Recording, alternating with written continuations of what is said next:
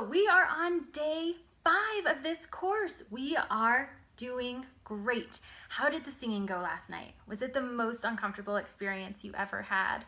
Or are you doing okay with it? Are you learning how to sing with your child and not be so stressed out or self-conscious about it?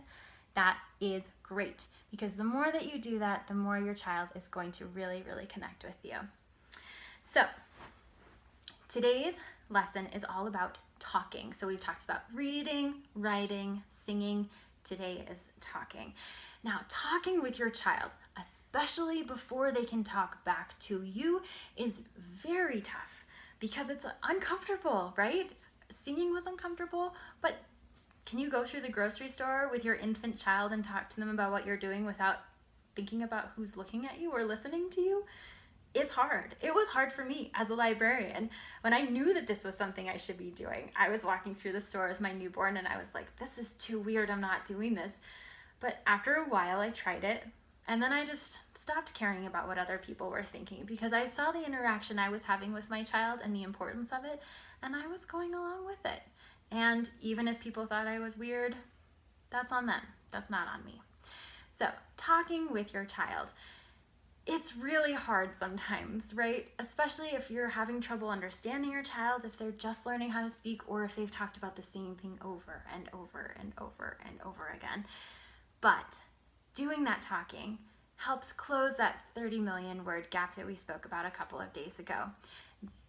Every conversation you have with your child increases the number of words that they hear, and it really helps your child increase their vocabulary and learn how to verbally interact with other people. So, how do you engage talking with a book? There are lots of books that have text in them where one character is speaking to another character. If you think about the Elephant and Piggy books by Mo Willems, there are word bubbles in those books, and Elephant and Piggy are often having a conversation. Often their conversations repeat what the other one says. So, I'm going to a party. Gerald, can you help me get ready for this party? There's lots of conversation that can happen there. Now, as you're reading a book with your child and you see that there's some interaction between the characters, how do you approach that? Do you make different voices for the characters? Do you use the same voice throughout? Do you change your pacing? Do you speak more quietly or more loudly, depending on what they say? Everyone's different. I have a hard time doing a lot of different voices, so mine tend to be similar, even though there's maybe some slight changes. I might try an accent, or I might speak a little bit more slowly for one character than another character. But I try to differentiate because it is clear, especially by the colors. Some books use colors in their word bubbles to differentiate between the characters.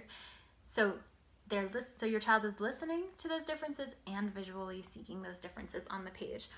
There are lots of ways that you can interact with your child in a book with talking. But talking can go along with dialogic reading, like we spoke about a couple of days ago, and especially if you ask your child a question with the dialogic reading. So instead of just talking about, oh, the sky is blue here and there's a window and you can see through it to the clouds and the sea, you can ask your child, hey, what do you see here? What do you see on this page? And wait for your child to respond.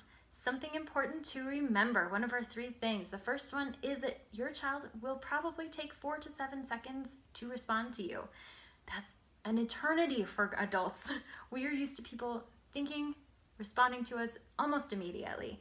Children do not function that way. You need to give them some time to absorb what you've said, interpret what you've said, create a response, and give it to you. And that takes 4 to 7 seconds.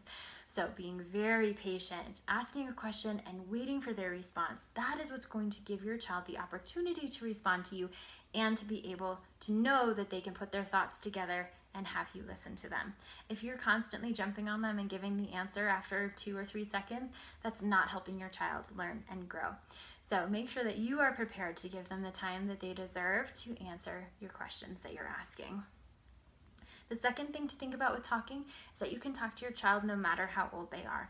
One of the best ways to talk to your child when they're very young and they can't speak yet is to narrate your day.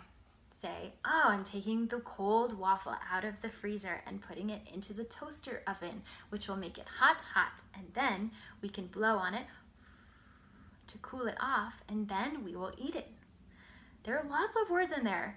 And yes, it will be tiring and exhausting at first, but again, doing all of this is really going to help your child get a grasp of words and speaking. The third thing to remember is that language doesn't matter. If English is not your home language, first of all, way to go for going through this course if English is not your first language. But if English is not your first language, use your first language with your child. They will pick up English when they're in school or around other people. But if you're trying to get your child to understand different things, different concepts, it's much easier for you to do it in your home language than in a foreign language. So use your home language of comfort. Your homework tonight is to talk with your child. Do something that is uncomfortable.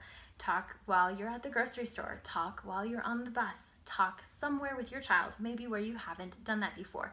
Or narrate what you're doing when you're making dinner. Or narrate what you're doing as you're getting them ready for bed.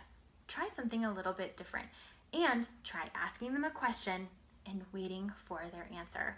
See how that might change your interaction with them, and if they might become more comfortable talking to you about different things or more confident in their responses. I can't wait to see what you learn from this, and I will see you tomorrow for day 6.